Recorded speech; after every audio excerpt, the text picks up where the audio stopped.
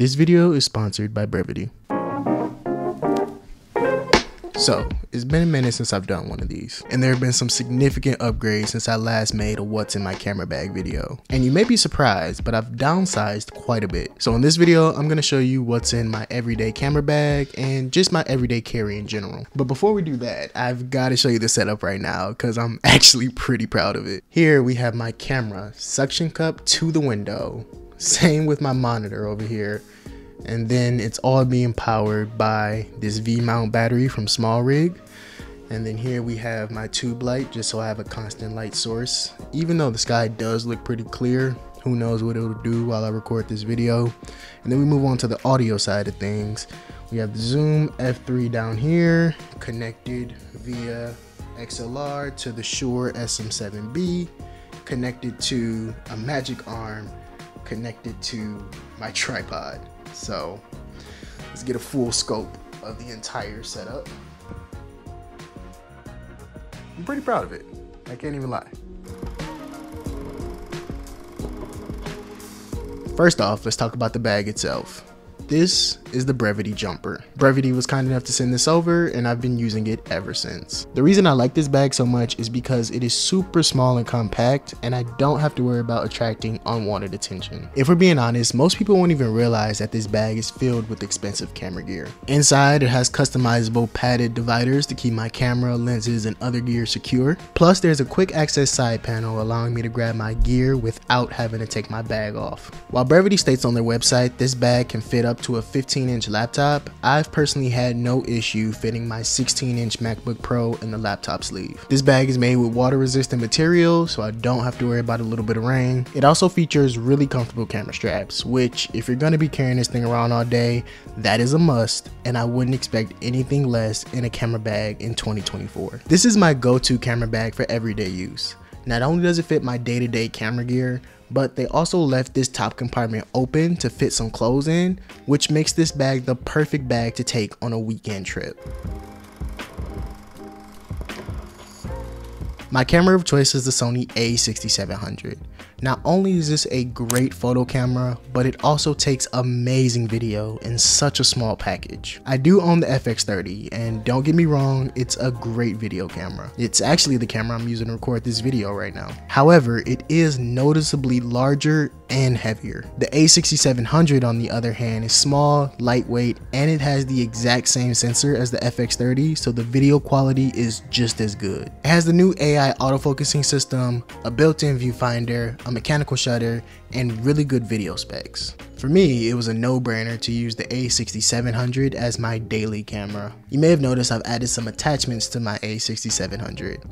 We got the Small Rig base plate, which I'm pretty sure they make for all different types of cameras, whether it's Canon, Fuji, or of course Sony. Just type in your camera and Small Rig base plate after that, and I'm 99% sure they have one for your camera. But anyway, I really like this thing because my hands are on the bigger side and the a6700 is so small. So I like the extra length that the base plate gives the camera. I also really like the fact that I don't have to carry any tripod plates with me because they've integrated an Arcus Swiss base plate on the bottom of this thing. The only other thing I've added to my a6700 is this Small Rig cold shoe mount. And to be honest, the only thing that ever goes there is the receiver for my DJI mics, which leads me to the next thing in my camera bag.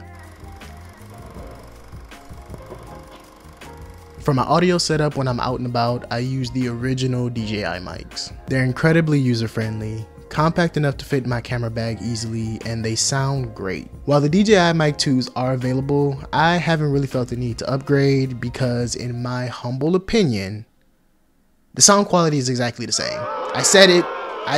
It's insane to me how many people overlook this lens. This is my Sony 18-105 f4, and that's why this lens gets overlooked. A lot of people tend to stay away from lenses with an aperture higher than f2.8. But those, now of course the Mic 2s do have the 32-bit float audio and the active noise canceling, but for my use cases and what I use these mics for, I don't really need those things. So if you're on a budget and you need a good audio solution, the Mic 1s are still a viable option. But if you do have the money, spend it on the Mic 2s. They are an objectively better microphone. For my content creation, I rely on just two lenses.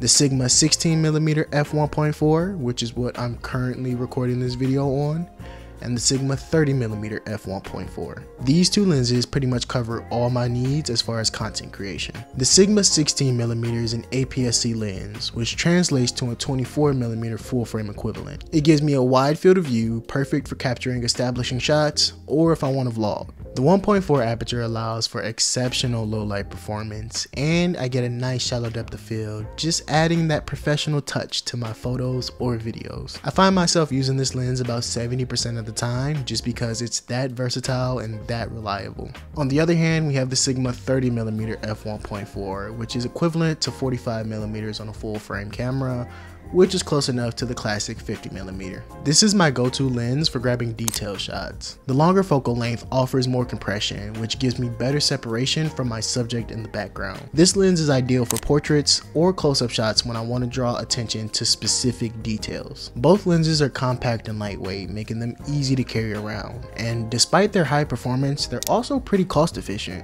Overall, the combination of these two Sigma lenses allows me to tackle a wide range of shooting scenarios, from wide-angle environmental shots all the way to tight, detailed shots.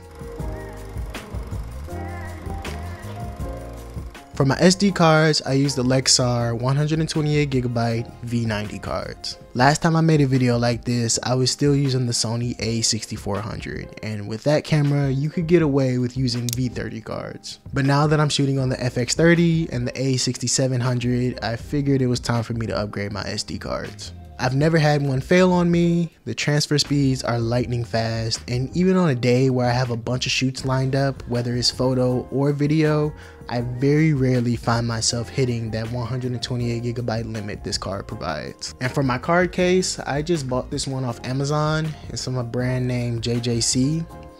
I've never heard of them, but it's shock, dust, and water resistant, and it's not really much more I can ask for from a card case. So this is what I went with. My tripod of choice is the SmallRig AP02. It's lightweight, compact, and easy for me to travel with. It only weighs 2.5 pounds and it's made with aluminum, so if they ever decide to release a carbon fiber version of it, it would be even lighter than what it already is. But despite this tripod being so small and lightweight, it can hold a significant payload. This thing can support over 17 pounds. It also comes with these cool mounting threads, so you can attach things like your monitor or your microphone. Also, the ball head is Arca-Swiss compatible, so since I have the base plate on my camera, I can attach the camera directly to the tripod. The last thing we're going to talk about is the different accessories I carry with me. They aren't all camera related. These are just things that I carry with me on a day-to-day basis to make my life easier. First would be my AirPods Pros. These things are practically glued to my ears. I'm a big podcast listener, so 9 times out of 10 when I have these things in my ear, I'm listening to some type of podcast. The noise cancellation is best in class, and the transparency mode is also really good. They're also really lightweight.